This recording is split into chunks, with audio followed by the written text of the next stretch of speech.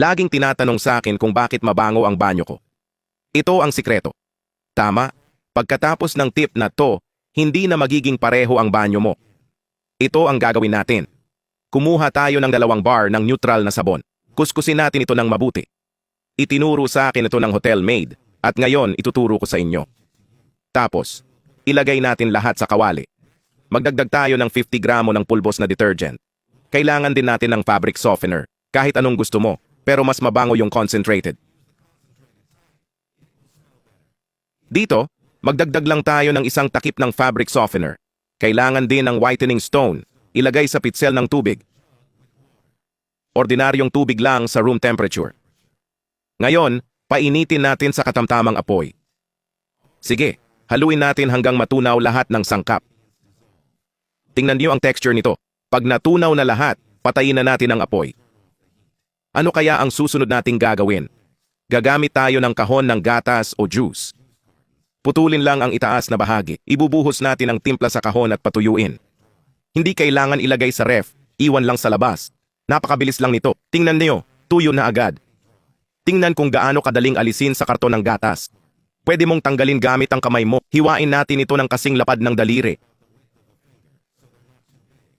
Pwede mong hiwain at itago para sa susunod. Para itago, kumuha ng pergamino at gupitin. Balutin ang sabon sa papel. Ganito. Tingnan mo ang hitsura nito. Pwedeng ilagay sa inidoro o sa net sa loob nito. Kung may tangke, pwede mong ilagay doon. Maghintay ng 10 minuto matapos mag-flush. Ihalo sa tubig at mag-aasul ang bawat flush. Di mo aakalain kung gaano kakulay at kabango. Napakaganda nito.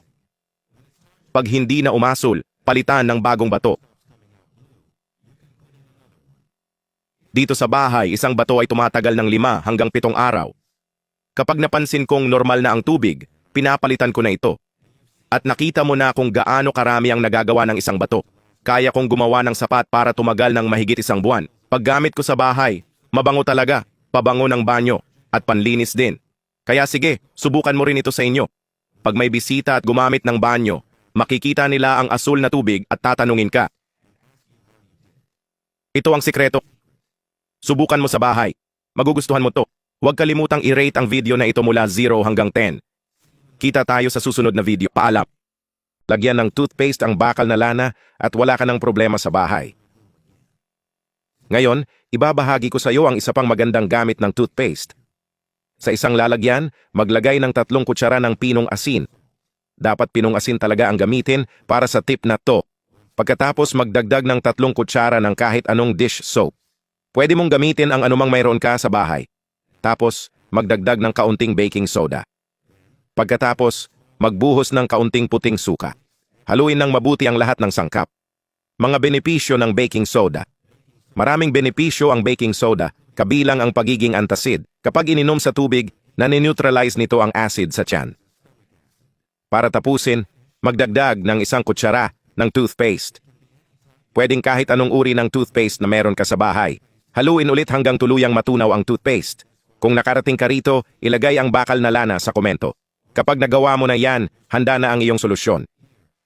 Dito, may tasa akong puno ng mantika sa buong katawan. Tingnan mo kung gaano kadumi ito, Aling Maria. Maria, buhusan lang ng solusyon ang madumi at hayaan ng 10 minuto.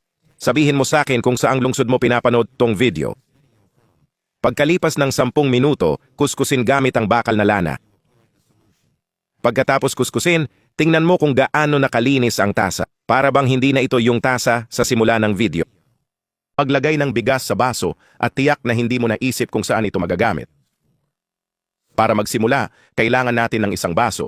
Kapag meron ka na, magbuhos ng 300 ml ng tubig na kasing lamig ng paligid. Ngayon, maglalagay tayo ng maraming bigas. Oo, tama yan. Ordinaryong bigas mula sa supermarket. Sabihin mo kung saang lungsod ka nanonood para maibigay kita sa dulo ng video. Susunod, kailangan natin ng 1 kutsarang baking soda. Kailangan din natin ang ating paboritong puting suka.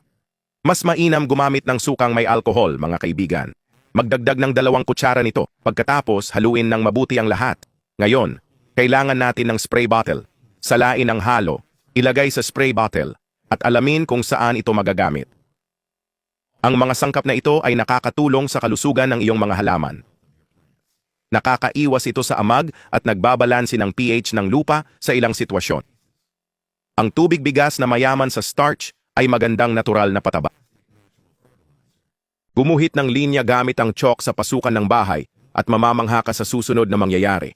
Kung akala mo chalk ay pang blackboard lang, nagkakamali ka. Bago ko sabihin ang silbi ng chalk sa harap ng bahay, may iba pa akong kapaki-pakinabang na chalk tricks. Unang trick.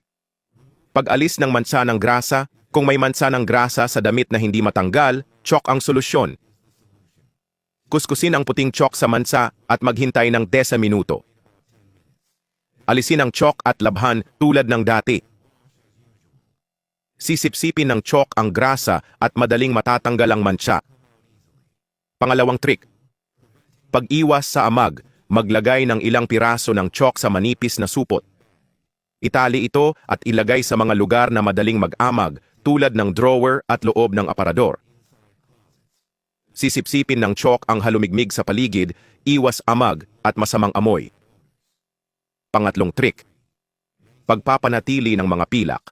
Para manatiling kintab ang iyong alahas o kagamitan sa bahay, maglagay lang ng maliit na pakete ng chalk sa tabi nito. Sisipsipin ng chalk ang halumigmig na pipigil sa mga bagay na maging mapurol at madilim, bilang 4. Pag-aayos ng susing hindi gumagalaw. Kung may susi kang nahihirapang ipasok o ilabas sa kandado, makakatulong din ang chalk.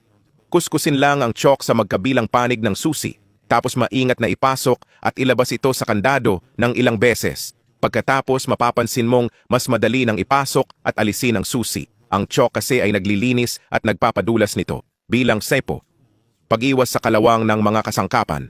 Dahil nakakasipsip ng halumigmig ang chalk, magagamit ito sa toolbox. Maglagay lang ng ilang piraso ng chalk sa loob ng toolbox at mananatiling walang kalawang ang iyong mga kasangkapan. Ngayong alam mo na ang iba pang gamit ng chalk, punta tayo sa pangunahing tip. Ano nga ba ang layunin ng chalk line na yan sa harap ng bahay? Sa simpleng trick na, maaalis mo ang lahat ng langgam sa bahay mo. Tama yan, may calcium carbonate ang chalk at ayaw na ayaw ng mga langgam to, kaya hindi sila lalapit dito. Gumuhit ka lang ng chalk sa daanan nila at solved na ang problema mo. Pwede sa may pinto, malapit sa saksakan o sa tabi ng pagkain ng alaga mo, mawawala sila doon. Ganun lang. Sana nagustuhan mo. Sabihin mo nga, anong chalk trick ang bet mo at alin ang bago sa'yo? Kita tayo sa susunod na video. Putasan lang ang lalagyan ng margarine gamit ang mainit na tinidor at mawawala ang amag at halumigmig sa bahay mo. Talagang kahanga-hanga ang tip na ito. Tingnan niyo mga kaibigan, magandang tip ito at siguradong karapat-dapat sa kaunting atensyon ninyo. Sige, simulan na natin. Gumawa ako ng maliliit na butas sa lalagyan ng margarine sa bahay. Gamit ang kutsara, gugupitin ko ang bahaging may butas sa bilog na hugis. Kung may bahaging mahalumigmig o may amag sa bahay mo, sabihin mo. Gagawa ako ng espesyal na tip para sa'yo. Sige, pagkatapos gupitin ang bilog, isasantabi ko muna ito. Kailangan ko ng maliit na lalagyang may takip. Lagyan ng 3 kutsara ng maalat na asin. Ilalagay ko ang bilog na may butas sa ibabaw ng asin at isasantabi. Sa isa pang maliit na lalagyan, maglalagay ako ng 3 kutsara ng maalat na asin. Siguraduhing punuin ang kutsara. Pagkatapos, magdadagdag ako ng 1 kutsarang pinong asin. Ang 2 sangkap na ito ay perpekto para alisin ang amag. Ngayon, kailangan ko ng pabango ng damit. Gumagamit ako ng puro pabango ng damit, 1 takip lang, sapat na. Ang maganda rito, tumatagal ito ng mahabang panahon, kaya matipid din. Babalik ako sa maliit na lalagyan at kukuha ng papel na tuwalya. Gugupitin ko ito ng pabilog at ilalagay sa ibabaw. Makinig kayong mabuti, lahat.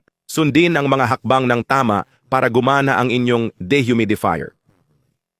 Sa ibabaw ng tuwalya, ilalagay ko ang halo ng asin at pabango. Tapos, kailangan ko ng butas na bilog mula sa lalagyan ng mantikilya. Dapat mas malaki ito kaysa sa una, kaya tandaan ang laki ng lalagyan. Maglalagay ako ng panibagong tuwalya at magdadagdag ng asin sa ibabaw. Guys, ang 3 layer na ito ay mahalaga para gumana ng maayos. At bilang bonus, ang paraan ito'y tumutulong din sa pag-alis ng insekto. Maiintindihan mo kung bakit maya-maya lang. Naglalagay ako ng ilang cloves sa ibabaw, ganito. Tapos, gumawa ako ng mga butas sa takip gamit ang tinidor. Ngayon, isara lang ng mahigpit at tapos na. Handa na ang ating homemade na dehumidifier. Sisipsipin nito ang halumigmig sa aparador, drawer o saan man sa bahay. Dagdag pa, mag-iiwan ito ng mabangong amoy mula sa cloves at fabric softener. Ilagay mo lang ito sa wardrobe o sa anumang sulok na gusto mo. Nagustuhan mo ba ang tip na ito? Kung oo, ibahagi mo sa iba pang tao.